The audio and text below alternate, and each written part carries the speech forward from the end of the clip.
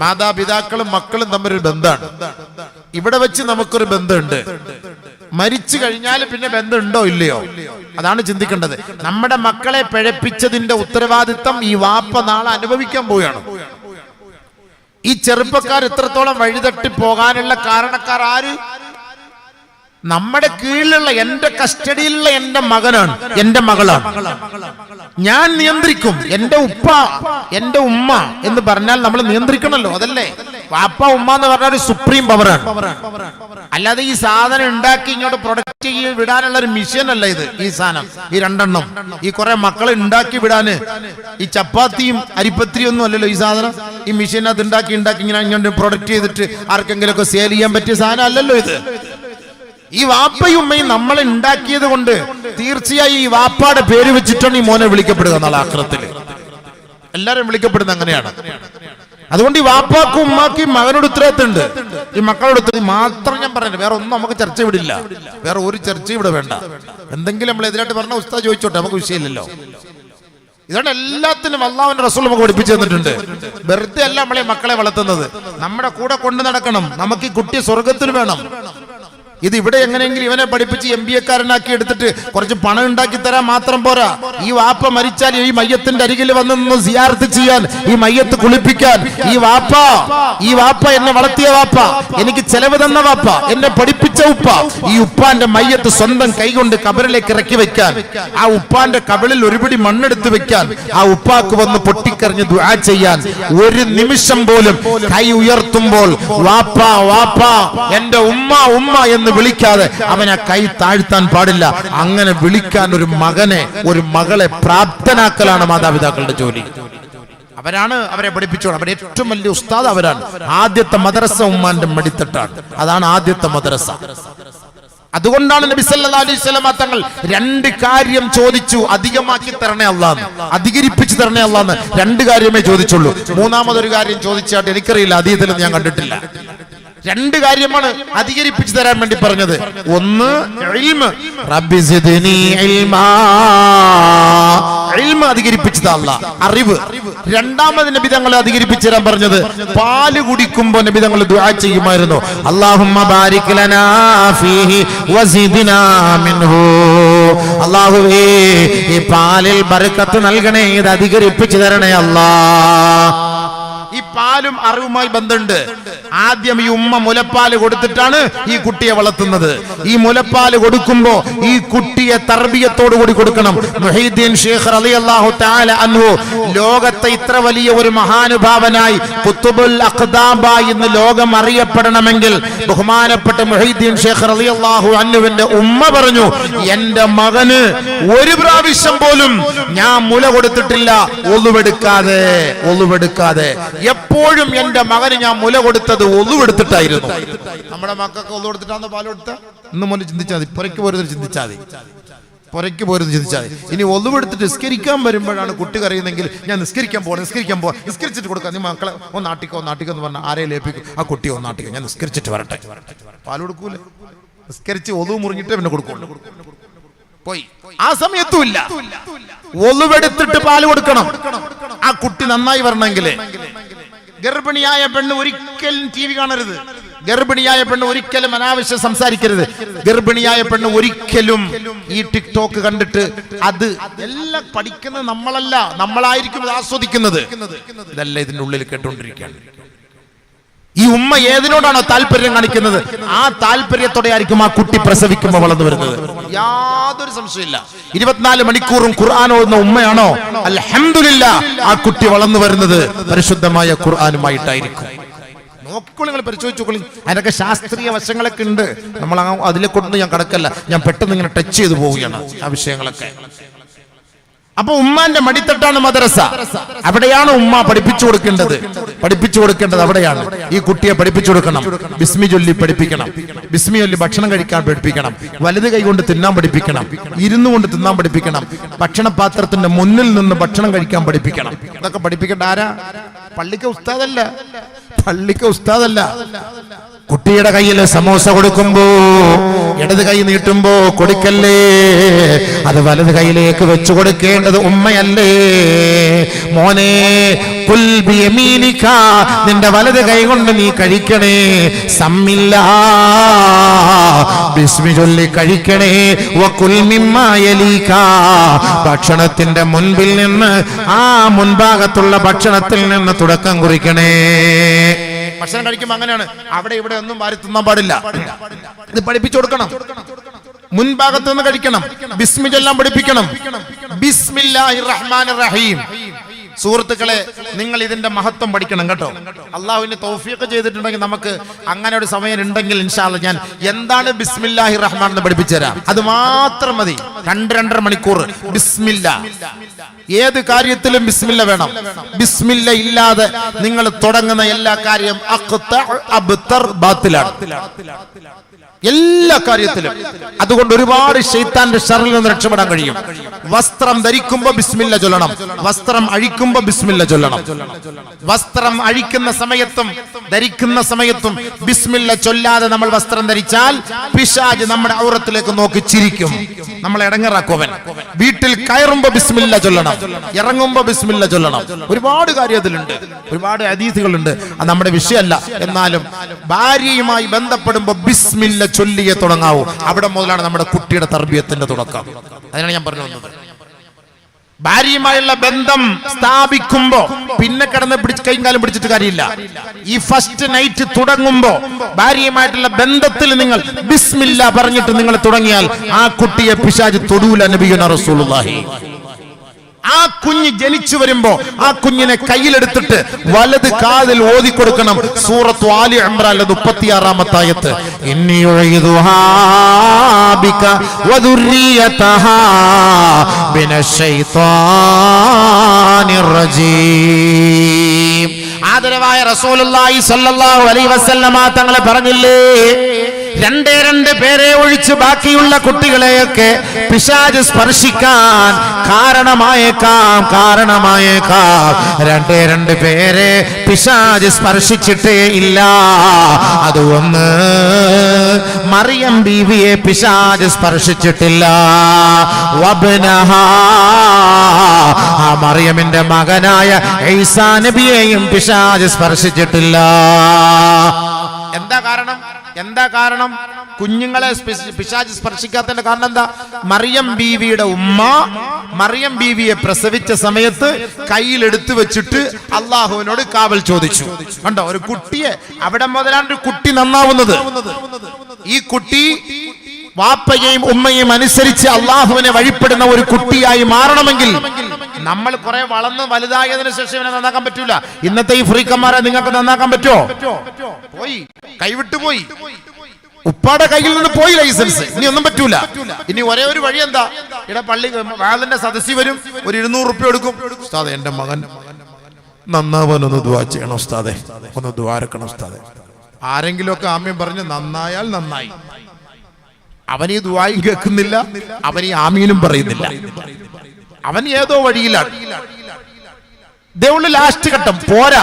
ഇനി ഇരിക്കുന്ന സമുദായം, ഭാവി തലമുറ, new generation, new G, OG അല്ല. ഇപ്പൊ അവിടെ ഇതായി ന്യൂ ജി OG ആക്കി. ഇപ്പൊ OG അല്ല, ഓൾഡ് ജനറേഷൻ അല്ല, ന്യൂ ജനറേഷൻ മനസ്സിലാക്കിക്കോളി.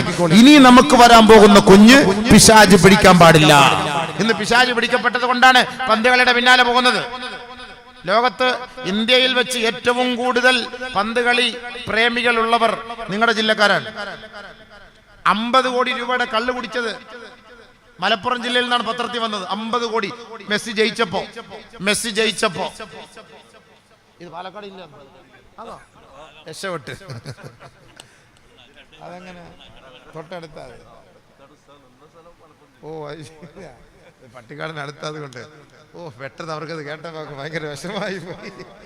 അത് കണ്ട ഹൈർ അല്ല, എന്തായാലും പറഞ്ഞു വരികയാണ്. 50 കോടി രൂപ ആലോചിച്ച് നോക്കി. 5.5 കോടിയുടെ ഫ്ലെക്സ് അടിച്ചു. 5.5 കോടിയുടെ ഫ്ലെക്സ് കേരളത്തില്. ലക്ഷദ്വീപില് പോലും കടലിന്റെ അടിയിൽ കൊണ്ടുവച്ചു മെസ്സിയുടെ ഫ്ലെക്സ്. എന്നിട്ട് എന്താ ഇപ്പൊ സംഭവിച്ചറിയോ? മെസ്സിയുടെ ഡ്രസ്സ് നമ്മുടെ മക്കൾ ഇടാൻ തുടങ്ങി. ആരെയാ പിൻപറ്റുന്നത്? നബിയാണോ? പ്രസംഗിക്കുമ്പോ വലിയ പ്രസംഗം, സലാത്ത് ചൊല്ലുമ്പോ വലിയ സലാത്ത്, മൗലൂദ് ഓതുമ്പോ നബി തങ്ങളുടെ മഹബത്ത് ഒക്കെ ഉണ്ട്. പക്ഷെ പിൻപറ്റിയതാരെ? ലാ തഖൂമു സ്സാഅ ഹത്താ തഅഖുദ ഉമ്മതി മാ അഖദൽ ഉമമി വൽ ഖുറൂനി ഖബ്ലഹാ ശിബ്റൻ ബിശിബ്രിൻ വദിറാഅൻ ബിദിറാ.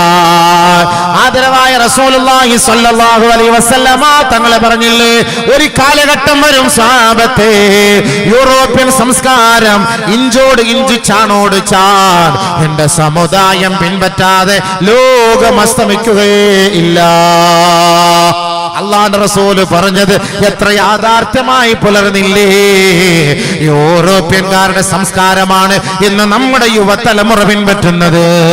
യൂറോപ്യൻകാരൻ, പന്ത് കളിക്കാരൻ, ഫുട്ബോൾ പ്ലെയർ പച്ച കുത്തിയിട്ടുണ്ടോ? മുസ്ലിം ചെറുപ്പക്കാരനും പച്ച കുത്തുകയാണ്. ചാവക്കാടുള്ള ഒരു ദമ്പതികൾ, മുസ്ലിം ദമ്പതികൾ, ഈ മെസ്സി ജയിച്ച ദിവസത്തിലാണ് അവർക്കൊരു കുഞ്ഞ് ജനിച്ചത്. ആ കുഞ്ഞിന് പേരിട്ടത് മെസ്സി എന്നാണ്. മുഹമ്മദ് മെസ്സി എന്നുണ്ടോന്ന് തന്നെ അല്ലാഹു അലം. മുഹമ്മദ് മെസ്സി എന്നുണ്ടോന്ന് അറിയില്ല. അവർ വലിയ ആവേശത്തോടെയാണ് പറയുന്നത്, എന്റെ കുട്ടിക്ക് ഞാൻ മെസ്സി എന്ന് ഞങ്ങളുടെ കുട്ടിക്ക് പേരിട്ടത്. എന്താണ്? നടന്ന് മെസ്സിയുടെ സമയമല്ലേ. ആരെ പിൻപറ്റിയപ്പോ? ആരെ പിൻപറ്റി? നിങ്ങൾ പറയും. നമ്മൾ ചിന്തിക്കേണ്ടത് എന്താണ്? അല്ലാഹുവിന്റെ റസൂൽ പറഞ്ഞല്ലേ, ഒരു കാലഘട്ടം വരും ശിബ്റൻ ബിശിബ്രിൻ വദിറാൻ ബിദിറാ. ഇന്ന് നമ്മുടെ ചെറുപ്പക്കാരെ നോക്ക്, ജേഴ്സി ധരിച്ചു നടക്കുന്ന ആ ടീഷർട്ട് ആരുടെ? മെസ്സി നമ്പർ 10 അല്ലേ? ചെറുപ്പക്കാർ ധരിക്കുന്നതാണ് മെസ്സി നമ്പർ 10. കാരണം അവന് അത്രയ്ക്ക് ഇഷ്ടപ്പെട്ടു. ഒരു ഫുട്ബോൾ പ്ലെയറെ നമുക്ക് ഇഷ്ടപ്പെടാം, അതൊക്കെ വിഷയം, അത് കളി പോട്ടെ, പക്ഷെ ആരാധന പാടില്ല. ആരാധന പാടില്ല. ഞാൻ ഈ പഴിച്ചു പോകുന്ന മക്കള് നിസ്കരിക്കുമ്പോഴും അത് തന്നെ, നമസ്കരിക്കാൻ വരുമ്പോഴും അത് തന്നെ, കൊച്ചുകുട്ടികൾ മദ്രസയിൽ വരുമ്പോഴും അത് തന്നെ. ഈ മെസ്സിയുടെ നമ്പർ 10 പേര് വിട്ടിട്ട് ഫ്രണ്ടിൽ നിൽക്കും. നമ്മൾ പറയും കൈകെട്ട അങ്ങനെ സല്ലല്ലാഹു തആല സ്വലാത്തുല്ലാഹി അർബഅ റകഅത്ത് എന്ന് പറയുമ്പോൾ ഈ മെസ്സിയുടെ നമ്പറും പേരും കാണുന്നത്. അപ്പോൾ നമ്മൾ ഉസല്ലിലിൽ മെസ്സി അർബഅ റകഅത്ത്, അർബഅ അല്ല 10 റകഅത്ത്, 10 ആണല്ലോ 10 റകഅത്ത്. അല്ലാഹ് കാണുമ്പോൾ അതല്ലേ പള്ളിക്ക് മൊത്തം വരുന്ന അങ്ങനല്ലേ? അല്ലേ അല്ലേ. ചിലപ്പോൾ ഈ വാദ സദസ്സിൽ നോക്കിയാലും കാണും ഒരെണ്ണം, ബർക്കത്തിന്റെ ഒരെണ്ണം കാണും. കാരണം ഈ കളർ ഇട്ടതും അത് തന്നെ. അപ്പൊ അത്രയ്ക്ക് ആരാധനയായി പോയി, കൈവിട്ടുപോയി, പിടിവിട്ടുപോയി. ഇവൻ ഇഷ്ടപ്പെടുന്നവരെയാണ്.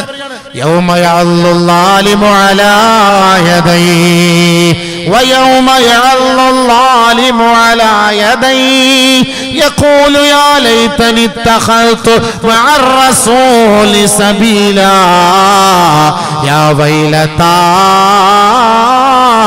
ليتني لم اتخذ فلانا خليلا. നാളെ ഒരു വിഭാഗം ആളുകൾ വിരല് കടിക്കുന്ന രംഗമാണ് പരിശുദ്ധമായ ഖുർആൻ പറയുന്നത്. യുവാക്കളെ, യുവതികളെ, ഉമ്മമാരെ, നമ്മുടെ മക്കളെ അള്ളാന്റെ റസൂലുമായി ബന്ധിപ്പിച്ചില്ല എങ്കിൽ നാളെ ഈ മാതാപിതാക്കൾ വിരല് കടിക്കേണ്ടി വരും. അതാണ് ഈ വിനീതം പറഞ്ഞു കൊണ്ടുവരുന്നത്. ആദരവായ റസൂലുള്ളാഹി തങ്ങളെ ഏറ്റവും കൂടുതൽ സ്നേഹിച്ച ഒരു വ്യക്തി ഉണ്ടായിരുന്നു. അറേബ്യൻ കാലഘട്ടത്തിൽ ഉഖബത്ത് ബിൻ അബീ മുഈത്ത് എന്നാണ് അവന്റെ പേര്. നബിയുനാ റസൂലുള്ളാഹി തങ്ങളെ ഏറ്റവും കൂടുതൽ പ്രണയിച്ച വ്യക്തിയാണ്. പക്ഷേ അവൻ മുശ്രിക്കാണ്, അവൻ മുസ്ലിം അല്ല. ഒരിക്കൽ അദ്ദേഹം ഭക്ഷണമൊക്കെ പാചകം ചെയ്ത് വെച്ചിട്ട് ജനങ്ങളെ വിളിച്ച് ഭക്ഷണം കൊടുക്കുന്ന സ്വഭാവം അദ്ദേഹത്തിന് ഉണ്ടായിരുന്നു. അങ്ങനെ അള്ളാന്റെ റസൂലിനെ അദ്ദേഹം പോയി ക്ഷണിക്കുകയാണ്. മുഹമ്മദേ, ഇന്നെന്റെ അത്താഴ വിരുന്നിൽ പങ്കെടുക്കാൻ നീ വരണേ. നബിയുനാ റസൂലുള്ളാഹി സ്വല്ലല്ലാഹു അലൈഹി വസല്ലമ തങ്ങൾ അത് സ്വീകരിച്ചിട്ട് പോവുകയാ. ഭക്ഷണം നബി തങ്ങളുടെ മുന്നിലേക്ക് കൊണ്ടുവെക്കുകയാ. അല്ലാഹുവിന്റെ റസൂൽ തന്റെ കൂട്ടുകാരനോട് പറയുകയാണ്, വലം അദ്ഖുതഅമൻ ഹത്താ തശ്ഹദ അല്ലാ ഇലാഹ ഇല്ലല്ലാഹ് വ അന്നി റസൂലുള്ളാഹ്. ഉഖബത്തേ, നീയും ഞാനും വലിയ അഭേദ്യമായ ബന്ധമാണ്, കൂട്ടുകാരാണ്, സുഹൃത്തുക്കളാണ്. ബാല്യകാല സുഹൃത്തുക്കൾ എന്നൊക്കെ നമ്മൾ വിശേഷിപ്പിക്കുന്നത് പോലെ ആദരവായ റസൂലുള്ളാഹി സ്വല്ലല്ലാഹു അലൈഹി വസല്ലമ തങ്ങൾ അദ്ദേഹത്തോട് പറയുകയാണ്, നീ എന്നെ ക്ഷണിച്ചപ്പോ ഞാനിതാ നിന്റെ വീട്ടിലേക്ക് ക്ഷണം സ്വീകരിച്ചു വന്നവനാണ്. നീ എനിക്ക് ഭക്ഷണം നൽകുകയാണ്, ആ ഭക്ഷണം ഞാൻ കഴിക്കാൻ പോവുകയാണ്. പക്ഷേ ഉഖബത്തേ, ഞാൻ ഈ ഭക്ഷണം കഴിക്കണമെങ്കിൽ നീ അല്ലാഹുവിൽ വിശ്വസിക്കണം കേട്ടോ. അല്ലാഹുവിൽ വിശ്വസിക്കണം. ഉഖബത്ത് ബിൻ അബീ മുഈത്ത് റളിയല്ലാഹു പറയണ്ട, നബി സല്ലല്ലാഹു അലൈഹി വസല്ലം തങ്ങളുടെ കൂട്ടത്തിലുള്ള കൂട്ടുകാരനാണ്. അപ്പൊ സുഹൃത്തുക്കളാകുമ്പോൾ സ്വാഭാവികമായിട്ട് ഹിന്ദുക്കളും മുസ്ലിങ്ങളും ക്രിസ്ത്യാനികളൊക്കെ ഇടുക്കി താമസിക്കുമ്പം അവരുടെയൊക്കെ കല്യാണത്തിന് നമ്മൾ പോകും. തആമുല്ലദീന ഉത്തുൽ കിതാബ ഹല്ലുൽ ലക്കും വ തആമുക്കും ഹല്ലുൽ ലഹും. അവരുടെ ഭക്ഷണം നിങ്ങൾക്കും അനുവദനീയം, നിങ്ങളുടെ ഭക്ഷണം അവർക്കും അനുവദനീയം. പക്ഷേ ഇറച്ചി തിന്നുമ്പോൾ മാത്രം സൂക്ഷിച്ചാൽ മതി. ബാക്കി ഇപ്പോൾ പോയിട്ട് സാമ്പാർ കുടിക്കുന്നുണ്ടോ, പുളിശ്ശേരി അടിക്കുന്നതുകൊണ്ടോ, പായസം കുടിക്കുന്നതുകൊണ്ടോ, ഭക്ഷണം കഴിക്കുന്നുണ്ടോ കുഴപ്പമില്ല. ഇറച്ചി വരുമ്പോൾ മാത്രം അത് സൂക്ഷിച്ചാൽ മതി. അത് ഹലാലാണോ ഹറാമാണോ എന്ന് അന്വേഷിച്ചാൽ മതി. അപ്പൊ ഉഖബത്ത് ബിൻ അബീ മുഈത്ത് തന്റെ മുന്നിൽ നബിതങ്ങളുടെ മുന്നിൽ ഭക്ഷണം കൊണ്ടുവച്ചു. ഭക്ഷണം കൊണ്ടുവച്ചപ്പോ നബിതങ്ങൾ പറഞ്ഞു, നമ്മളൊക്കെ സുഹൃത്തുക്കളാണ്, നീ അല്ലാഹ് അല്ലാതെ മറ്റൊരു ദൈവത്തെ വിശ്വസിക്കരുത്. ആരാധനയ്ക്കിറങ്ങാൻ അല്ലാഹു അല്ലാതെ മറ്റാരുമില്ല. അതുകൊണ്ട് അല്ലാഹുവിനെ നീ വിശ്വസിച്ചാൽ ഞാൻ ഈ ഭക്ഷണം കഴിക്കാം. അന്നത്തെ കാലഘട്ടത്തിൽ നമ്മുടെ വീട്ടിൽ ഒരാൾ ക്ഷണിക്കപ്പെട്ട അതിഥി ഭക്ഷണം കഴിക്കാൻ വേണ്ടി നമ്മുടെ വീട്ടിലേക്ക് വന്നിട്ട് ഭക്ഷണം കഴിക്കാതെ ഇറങ്ങി പോവുക എന്നുള്ളത് അത് ആ ആതിഥേയനെ അപേക്ഷിച്ചിടത്തോളം വലിയ ഒരു നാണക്കേടാണ്, ഒരു നിന്ദ്യതയാണ്. ഒരു വലിയ ഒരാൾ, അറിയപ്പെട്ട ഒരാൾ, ഇപ്പൊ നമ്മള് ഇപ്പൊ ഒരു തങ്ങളെ വിളിച്ച് നമ്മുടെ പുറക്ക് കൊണ്ടുവന്നിട്ട് ആ തങ്ങൾ ഭക്ഷണം കഴിക്കാതെ പോയാൽ ആ വീട്ടുകാർക്ക് എത്ര വിഷമമുണ്ടാവും എന്നതുപോലെ ഒരു അറിയപ്പെട്ട ഒരു വ്യക്തി നമ്മുടെ പുറയിലേക്ക് വന്നിട്ട് ഭക്ഷണം കഴിക്കാതെ പോയപ്പോ അദ്ദേഹത്തിന് വലിയ വിഷമം ഉണ്ടാവും. അതുകൊണ്ട് അദ്ദേഹം പറഞ്ഞു, ഞാൻ ഷഹാദത്ത് കലിമ ചൊല്ലിയിരിക്കുന്നു. അപ്പൊ നബി തങ്ങൾ ഭക്ഷണം കഴിച്ചു. ഉഖബത്ത് ബിൻ അബീ മുഈത്തിന്റെ കൂട്ടുകാരനാണ് ഉബയ്യ് ബിൻ ഖലഫ് ലഅനത്തുല്ലാഹി അലൈഹി. ആ ഉബയ്യ് ബിൻ ഖലഫ് നബി തങ്ങളുടെ വിരോധിയാണ്. ഉബയ്യ് ബിൻ ഖലഫിന്റെ അടുക്കൽ പോയിട്ട് പറഞ്ഞു, അല്ല നിങ്ങൾ അറിഞ്ഞോ, സംഭവം അറിഞ്ഞോ, ഉഖബത്ത് ബിൻ മുഈത്ത് മുസ്ലിമായി, നീ അറിഞ്ഞോ? മുഹമ്മദിന്റെ വീട്ടില്, ആ ഉഖബത്തിന്റെ വീട്ടിൽ മുഹമ്മദിനെ ഭക്ഷണത്തിന് വിളിച്ചു. മുഹമ്മദ് പോയിരുന്ന് ഭക്ഷണം കഴിക്കാൻ പോയി. ഷഹാദത്ത് കലിമ ചൊല്ലി അവൻ മുസ്ലിമായി. അതെയോ? ഉടനെ ഉഖബത്ത് ബിൻ മുഈത്തിനെ ഉബയ്യ് ബിൻ ഖലഫ് വിളിക്കുവാൻ നേരെ ക്ഷണിച്ചു വരുത്തുകയാണ്. അല്ലേ ഉഖബത്തേ, സബഅത, നീ മതം മാറിയോ ഉഖബാ? ഇല്ല, ഒരിക്കലും ഞാൻ മതം മാറിയിട്ടില്ല എന്ന് അദ്ദേഹം പറഞ്ഞപ്പോ ഉബയ്യ് ബിൻ ഖലഫ് തിരുത്തി കൊടുക്കുകയാണ്. മുഹമ്മദിനെ നീ ഭക്ഷണത്തിന് വേണ്ടി ക്ഷണിച്ചിട്ട് ആ ഭക്ഷണത്തിന്റെ മുന്നിൽ വെച്ച് നീ ഷഹാദത്ത് കലിമ ചൊല്ലിയവനല്ലേ എന്ന് പറഞ്ഞപ്പോ ഉഖബത്ത് ബിൻ അബീ മുഈത്ത് ഉബയ്യ് ബിൻ ഖലഫിനോട് വിശദീകരണം പറയാൻ കിട്ടിയ ഭാഗ്യം നഷ്ടപ്പെടുത്തിയതിന്റെ പേരിൽ ഇവൻ നാളെ വിരൽ കടിക്കുമെന്ന് പരിശുദ്ധമായ ഖുർആൻ നമ്മളെ ഇവിടെ അറിയിക്കുന്നത്. എന്റെ സഹോദരി സഹോദരങ്ങളെ, നിങ്ങളും ഒന്ന് കേൾക്കണേ.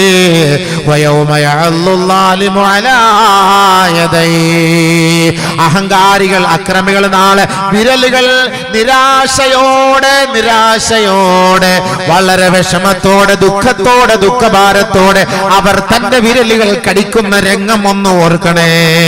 യഖൂലു, അവൻ ആ വിരൽ കടിച്ചുകൊണ്ട് പറയുകയാണ്, യാ ലൈതനി തഖതു മഅർ റസൂലി സബീലാ.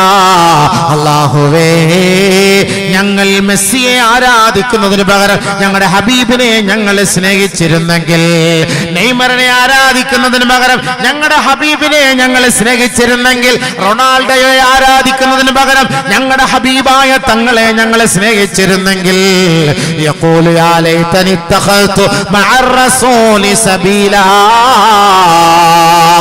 അല്ലാഹുവേ, ആ റസൂലുള്ളാഹി തങ്ങളോടൊപ്പം സ്വർഗ്ഗത്തിൽ കഴിയാമായിരുന്നല്ലോ. ലഖദ് അളല്ലനി അനി ദിക്രി ബഅദ ഇദ് ജാഅനി. അല്ലാഹ്, ഈ പന്ത് കളി വന്നതോടെ, ഈ ഫുട്ബോൾ കളി വന്നതോടെ, ഈ ക്രിക്കറ്റ് കളി വന്നതോടെ, ഈ സിനിമാ ഫീൽഡ് തുറന്നതോടെ ഞാൻ പിഴച്ചുപോയല്ലോ അല്ലാ. എന്റെ റസൂലിനെ എനിക്ക് കൂട്ടുകാരനായി ലഭിച്ചില്ലല്ലോ അല്ലാ. ഉഖബത്ത് ബിൻ മുഈത്ത് കടിക്കുന്നത് പോലെ അല്ലാഹുവിന്റെ റസൂലിന്റെ വഴികളിൽ നിന്ന് വ്യതിചലിച്ച് യൂറോപ്യൻ സംസ്കാരത്തെ ആരാണോ പിൻപറ്റുന്നത് അവരും നാളെ വിരൽ കടിക്കേണ്ടി വരുമെന്ന് പരിശുദ്ധമായ ഖുർആൻ. ഓർത്തോളി, ഈ സൂറത്ത് പഠിച്ചു വെച്ചു. നബി മതിയായിരുന്നു എനിക്ക്. എനിക്ക് നെയ്മറോ റൊണാൾഡോ അല്ല എന്റെ വലുത്. എനിക്ക് ദുൽഖർ സൽമാനോ മമ്മൂട്ടിയോ മോഹൻലാലോ അല്ല വലുത്. എനിക്ക് പൃഥ്വിരാജ് അല്ല വലുത്. എന്റെ റസൂലാണ് എനിക്ക് വലുത് എന്ന് അവൻ അന്ന് ചിന്തിക്കും. ഇന്ന് ചിന്തിക്കൂല. ഇന്ന് ഫ്രീക്കനായി പോയി. ഇന്ന് ചിന്തിക്കൂല. ഫ്രീക്കനാവാൻ കാരണമാര്? ഉമ്മ പ്രസവിച്ച് കയ്യിലെടുത്ത ഉടനെ ഈ ദുആ ചൊല്ലാൻ മറന്നുപോയി. മറിയം ബീവിക്ക് വേണ്ടി ഹന്ന റളിയല്ലാഹു അൻഹ ദുആ ചെയ്തു. മറിയം ബീവി പിഴച്ചില്ല. വദ്കുർ ഫിൽ കിതാബി മറിയം ഇദിൻ തബദത് മിൻ അഹ്ലിഹാ മകാന ശർഖിയാ ഫത്തഖദത് മിൻ ദൂനിഹിം ഹിജാബ. അല്ലാഹുവിന്റെ പ്രവാചകൻ പരിശുദ്ധമായ ഖുർആനിലൂടെ മറിയം ബീവിയെ കുറിച്ച് അല്ലാഹ് ഇതാ ചെറിയ ഒരു ഉദാഹരണം പഠിപ്പിച്ചു തരികയാണ്.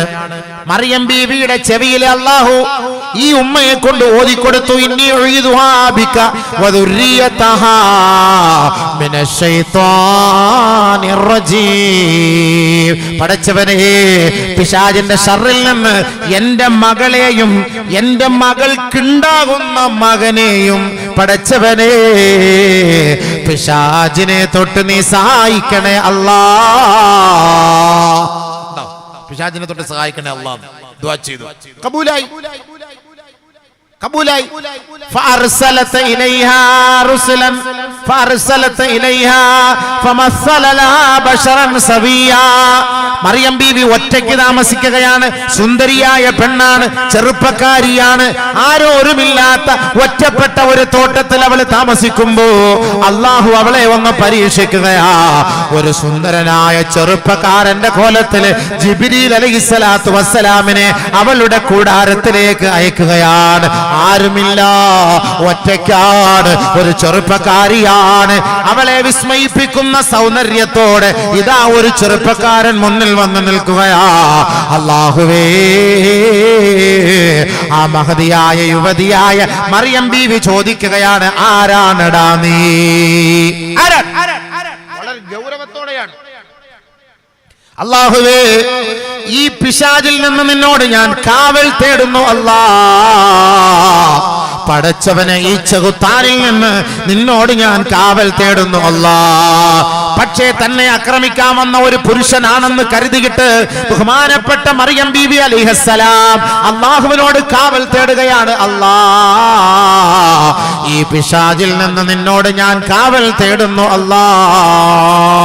കണ്ടോ, ഒരു അന്യ പുരുഷൻ തന്നെ ആകർഷിക്കാൻ വന്നപ്പോ പെട്ടെന്ന് അള്ളാഹുലേക്ക് തിരിഞ്ഞു. അതാണ് പെണ്ണ് വേണ്ടത്. ഒരു വീട്ടിൽ ഒറ്റയ്ക്ക് താമസിക്കുന്ന ഒരു പെണ്ണ് ഒരു അന്യ പുരുഷനാണ് വരുന്നതെങ്കിൽ ചിരിച്ച് സംസാരിച്ചാൽ നമ്മൾ ചിരിച്ച് സംസാരിക്കരുത്, ഗൗരവത്തോടെ സംസാരിക്കണം. ഭർത്താവ് മാർക്കറ്റിൽ പോയിരിക്കാണ്, ഭർത്താവ് വെളിയിൽ പോയിരിക്കാണ്, ഭാര്യ മാത്രമേ ഉള്ളൂ വീട്ടില്. പല ആളുകളും വരും. അപ്പൊ ഭർത്താവിനെ ചോദിച്ചു വരും. ഭർത്താവിനെ ചോദിച്ചു വരുമ്പം ചിരിച്ചുകൊണ്ടല്ല സംസാരിക്കാം, വളരെ ഗൗരവത്തോട്. അദ്ദേഹം ഇല്ല, അദ്ദേഹം മാർക്കറ്റിൽ പോയി, നിങ്ങൾ അവിടെ പോയി അന്വേഷിച്ചാൽ മതി. അപ്പോൾ ഇവന്റെ മനസ്സിൽ കത്തും, ഓ ഭയങ്കര സാധനം തന്നെ അപ്പൊ ഇവള് ഇങ്ങനെയാണോ സംസാരിക്കുന്നത്? അപ്പൊ അവൻ അവിടെ നിൽക്കൂല. പെട്ടെന്ന് അവൻ അവിടുന്ന് വണ്ടി വിടും. ഇതല്ല പയ്യെ പതുക്കെ നിന്നിട്ട്, എവിടുന്ന് നിങ്ങളെ നെല്ലൂരിന്നുള്ളതാണ്, ഞാൻ ഇക്കാന്റെ നമ്പർ തരാം കേട്ടോ, നിങ്ങൾ അതിൽ വിളിച്ചാൽ മതി. അതിൽ കിട്ടിയില്ലെങ്കിൽ എന്റെ നമ്പറിലൊക്കെ ഒന്ന് വിളിച്ചോളി, തീർന്നു. പിന്നെ ഇക്കായ ആവശ്യമില്ല, പിന്നെ ഓളെ ആവശ്യമില്ല.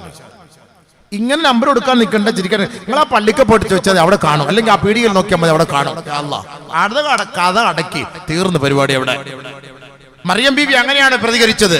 ഉടനെ ജിബ്രീൽ പറഞ്ഞു, ഇല്ല, ഞാനേ ചെറുപ്പക്കാരനോ പഴപ്പിക്കാൻ വന്നവനല്ല, ഞാൻ ഒരു പ്രവാചക അല്ല, ഞാനൊരു റസൂലാണ്. ഞാൻ ഒരു സന്തോഷ വാർത്ത അറിയിക്കാൻ വേണ്ടി വന്നതാണ്. എന്താണ് സന്തോഷ വാർത്ത? നിങ്ങൾക്കൊരു കുട്ടി അള്ളാഹു തരാൻ പോകുന്നു. അപ്പോൾ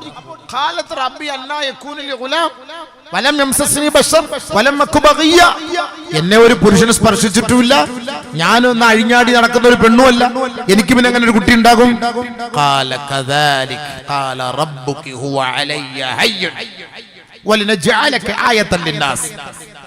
നിന്നെ കൊണ്ട് ലോകത്തുള്ള ഒരു പാഠം പഠിപ്പിക്കാൻ പോവുകയാണ്. അപ്പൊ ഇവിടെയൊക്കെ വെച്ച് നമുക്ക് ശാസ്ത്രത്തിലേക്ക് കയറാൻ പറ്റും. ശാസ്ത്രമൊക്കെ ഏതെല്ലാം രീതിയിൽ കുട്ടികൾ ഉണ്ടാക്കുന്നൊക്കെ പറയുമ്പോൾ അല്ലാഹു സുബ്ഹാനഹു വ തആല ജിബ്രീലിന്റെ ഒരു ഊത്തിലൂടെ ഒരു കുട്ടി ഉണ്ടാക്കി കൊടുത്ത ചരിത്രം, അതൊന്നും ശാസ്ത്രത്തിൽ ഉണ്ടാക്കാൻ പറ്റില്ല. പോട്ടെ.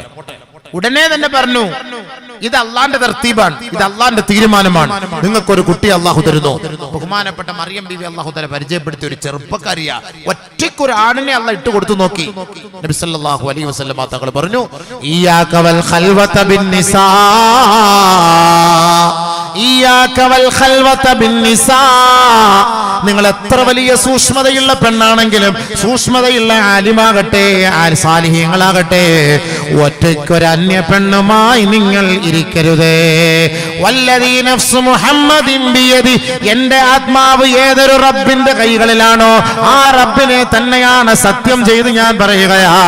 ഇല്ലാ വസാലിസുഹുമാ അശ്ശൈത്താൻ, മൂന്നാമനായി അവിടെ പിശാച് കടന്നുകൂടും കേട്ടോ, നിങ്ങളെ പരസ്പരം ബന്ധിപ്പിക്കും കേട്ടോ. അതുകൊണ്ട് ഒറ്റയ്ക്കൊരാണും പെണ്ണും തനിച്ചിരിക്കരുതേ. നബീന റസൂലുള്ളാഹി ഈ ആയത്ത് ഓതിയതിന്റെ മഹത്വം കൊണ്ട് മറിയം ബീവി പിഴച്ചില്ല. മറിയം ബീവിക്കുണ്ടായ കുട്ടിയാര്? ഈസാ ഇബ്നു മറിയം. ഈസാ നബി അലൈഹിസ്സലാത്തു വസ്സലാമും പിഴച്ചിട്ടില്ല. ഈസാ നബി അലൈഹിസ്സലാത്തു വസ്സലാമാണ് സ്വർഗത്തിലെ യുവാക്കളുടെ നേതാവ്. ഉണ്ടോ? അള്ളാന്റെ റസൂൽ മദീന പള്ളിയുടെ ഉമ്മറപ്പടിയിലേക്ക് കടന്നു വരുമ്പോ സഹാബാക്കൾ ഇരുന്ന് ചർച്ച ചെയ്യുകയാ. ആദം നബി അലൈഹിസ്സലാത്തു വസ്സലാം മുതൽ വന്ന പ്രവാചകന്മാരെ കുറിച്ച് പൊക്കി സ്തുതി കീർത്തനങ്ങൾ അർപ്പിച്ചുകൊണ്ടിരിക്കുമ്പോ ഈസാ നബിയുടെ പേര് പരാമർശിച്ചതായി നബി തങ്ങൾ കേട്ടിട്ടില്ല. ബാക്കിയുള്ള പ്രവാചകന്മാരെ കുറിച്ച് സഹാബാക്കൾ പറഞ്ഞപ്പോ അള്ളാന്റെ റസൂൽ ചോദിക്കുകയാ, ഐന ഷഹീദ് ഇബ്നു ഷഹീദ്, ഈസാ ഇബ്നു മറിയം എവിടെ? ഷഹീദിന്റെ മകൻ ഷഹീദ് എവിടെ? അതായത് ഈസാ ഇബ്നു മറിയമിനെ കുറിച്ച് എന്തേ നിങ്ങൾ പരാമർശിക്കാത്തത്? സയ്യിദാ ശബാബി അഹ്ലിൽ ജന്ന അൽ ഹസൻ വൽ ഹുസൈൻ, സ്വർഗ്ഗത്തിന്റെ ഏറ്റവും വലിയ കൂടാരത്തില്, ഏറ്റവും വലിയ തണലില്, സുബ്ഹാനല്ലാഹ്, അവിടെ പരിലസിക്കുന്ന യുവതാരങ്ങളാണ് ഹസൻ ഹുസൈൻ റളിയല്ലാഹു അൻഹുമാ. അല്ലാഹുവിന്റെ റസൂൽ പറഞ്ഞില്ലേ, സ്വർഗലോകത്തെ താരങ്ങളാണ് ഹസൻ ഹുസൈൻ റളിയല്ലാഹു അൻഹുമാ. നബി തങ്ങൾ ഒന്നുകൂടെ ചേർത്ത് പറഞ്ഞു പോയി, ഈസാ ഇബ്നു മറിയം, ഈസാ നബിയും നാളെ സ്വർഗത്തിലെ യുവാക്കളുടെ നേതാവാൻ. മാ ഹമ്മ ബി ഖതിയ വലാ ഗമ്മ ബി ഖതിയ വലാ ഹാക ബി സദ്രിഹി ഇംറഅത്തുൻ, ഒരു പെണ്ണിനെ കുറിച്ച് തന്റെ ജീവിതത്തിൽ മനസ്സിൽ ചിന്തിക്കാത്ത ഒരേ ഒരു യുവാവ്, ഒരേ ഒരു ചെറുപ്പക്കാരൻ, അത് ഈസാ ഇബ്നു മറിയമാണ് സഹാബ. വലാ ഹമ്മ ബി ഖതിയ, ഒരു തെറ്റിനെ കുറിച്ചോ, ഒരു അശ്ലീല സ്വഭാവങ്ങളെ കുറിച്ചോ, ഒരു അശ്ലീല ഫോട്ടോയെ കാണുകയോ അത് ചിന്തിക്കുകയോ ചെയ്യാത്ത ഒരേ ഒരു ചെറുപ്പക്കാരൻ, അത് ഈസാ ഇബ്നു മറിയമാണ് സഹാബത്തെ. ഹസൻ ഹുസൈനോടൊപ്പം യുവാക്കളുടെ നിരയിൽ നാളെ സ്വർഗത്തിൽ ഈസാ നബിയും ഉണ്ടാകും സഹാബ. ചെറുപ്പക്കാരൻ എന്താ സംഭവം? പെണ്ണിനെ കുറിച്ച് ചിന്തിച്ചിട്ടേ ഇല്ല. സുബ്ഹാനല്ലാഹ്, അങ്ങനെ ഒരു ചെറുപ്പക്കാരനെ കിട്ടോ? അങ്ങനെ കിട്ടോ? നമ്മളൊക്കെ എത്ര എണ്ണത്തിനെ ചിന്തിക്കുന്നത്? റമദാൻ ആവുമ്പോൾ തന്നെ മുന്നിൽ വന്ന് നിന്നാലും അഡ്ജസ്റ്റ് ചെയ്ത് കൈ കണ്ണൊക്കെ അടച്ചാൽ ഇങ്ങനെ ഒന്ന് നോക്കും, കൂടെ ജസ്റ്റ് ഇങ്ങനെ ഓടിച്ചിട്ടൊന്ന് നോക്കിപ്പോവും. ഇങ്ങനെ ഇതിലിങ്ങനെ വരുന്ന പെണ്ണുങ്ങൾ എങ്ങനെങ്കിലും ഓടിച്ച് അത് നോക്കാതിരിക്കാൻ പറ്റൂല. രാത്രി ഉറങ്ങാൻ കിടക്കുമ്പോ ഓളെ കുറിച്ച്, ആര് ഒറിജിനൽ ഓളല്ല, അവളെ ചിന്തിക്കാറില്ല, മരിച്ചാൽ പോലും ചിന്തിക്കൂല, പാവം ഐറ്റം. മറ്റേ ഡ്യൂപ്ലിയെ കുറിച്ച് ചിന്തിക്കും. നബി സല്ലല്ലാഹു അലൈഹി വസല്ലം തങ്ങൾ പറഞ്ഞു, ഈസാ നബി ഒരു ചെറുപ്പക്കാരനാണ്. എന്താ ക്വാളിറ്റി? ഒരു പെണ്ണിനെ കുറിച്ച് ചിന്തിക്കുക പോലും ജീവിതത്തിൽ ചെയ്തിട്ടേ ഇല്ല. സുബ്ഹാനല്ലാഹ്, ഇങ്ങനെ ഒരു ചെറുപ്പക്കാരനെ കിട്ടുമോ? ഒരു പെണ്ണിനെ കുറിച്ച് ജീവിതത്തിൽ ചിന്തിച്ചിട്ടേ ഇല്ല, ഒരു തെറ്റിനെ കുറിച്ച് ചിന്തിച്ചിട്ട് പോലില്ല. അതുകൊണ്ട് സ്വർഗത്തിലെ നേതാവ് ഹസൻ ഹുസൈൻ റളിയല്ലാഹു അൻഹുമായുടെ കൂട്ടത്തിൽ ഈസാ നബി അലൈഹിസ്സലാത്തു വസ്സലാം ഉണ്ടാകുമെന്ന് നബിയുനാ റസൂലുള്ളാഹി. എന്താ ഈ ക്വാളിറ്റി കിട്ടാൻ കാരണം? ഉമ്മച്ചി ഉമ്മ, ഉമ്മാടെ ഉമ്മ, ഉമ്മുമ്മ, എന്താ പറയാ, വല്യമ്മ ഓതി കൊടുത്തു. തന്റെ കുഞ്ഞിനെടുത്ത് കയ്യിൽ വെച്ചിട്ട് ഓതി കൊടുത്തു, ഇന്നി ഉഈദുഹാ ബിക് വദുർരിയതഹാ മിനശ് ശൈത്വാനിർ റജീം. ഓതിക്കോളി, നിങ്ങളുടെ കുട്ടികളെ എടുത്തു വെച്ചോളി. മഹാന്മാരായ മുഫസ്സിരീങ്ങൾ പറയുന്നു, ഏതൊരു കുട്ടിയുടെ വലത് കാതിൽ അവൻ പ്രസവിച്ച ഉടനെ എടുത്ത് ഇത് ഓതുന്നുവോ ആ കുട്ടി വ്യഭിചരിക്കൂല, പിഴച്ചു പോകൂല. ഇനി ഓതിക്കോളി ഇൻഷാ അല്ലാഹ്. അതിന്റെ ഏറ്റവും വലിയ തെളിവാണിത്. ഈസാ നബി മറിയം ബീബി പിഴച്ചു പോയിട്ടില്ല, ചിന്തിച്ചിട്ട് പോലുമില്ല. അപ്പൊ ഞാൻ പറഞ്ഞു വന്നതിലേക്ക് കടക്കാൻ തിരിച്ച്. ഇപ്പൊ മാതാപിതാക്കളാണ് നമ്മുടെ മക്കളെ പഠിപ്പിക്കാൻ പോകുന്നത്. അതുകൊണ്ട് അവരിത് കൈകാര്യം ചെയ്യണം. ഇല്ല എങ്കിൽ നാളെ ആഖിറത്തിൽ എന്താകും? ഈ മാതാപിതാക്കൾ മക്കൾക്കെതിരാവും. അതാ ഞാൻ പറഞ്ഞു വന്നത്. നബിയുനാ റസൂലുള്ളാഹി സ്വല്ലല്ലാഹു അലൈഹി വസല്ലമ തങ്ങൾ പറയുകയാണ്, ഇന്നൽ വാലിദ യതഅല്ലഖു ബിവലദിഹി യൗമൽ ഖിയാമ. നാളെ ഖിയാമത്ത് നാളിൽ മാതാപിതാക്കളും മക്കളും തമ്മിൽ കണ്ടുമുട്ടുകയാണ്. കണ്ടുമുട്ടുന്ന സമയത്ത് ഈ ഉപ്പ തന്റെ മകന്റെ അരികിലേക്ക് പോവുകയാണ്. യാ ബുനയ്യ, പൊന്നുമോനെ, ഇന്നി കുന്തുലക വാലിദാ വലക മുഹാമിയാ.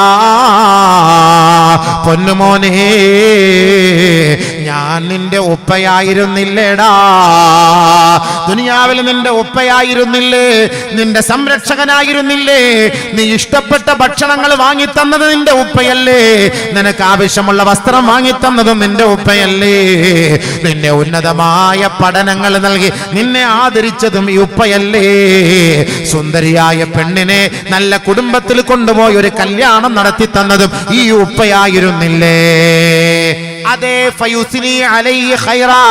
ഈ മകൻ ഈ ഉപ്പയോട് പറയുകയാണ്, അതെല്ലാം ശരി തന്നെയാണ് ഉപ്പ.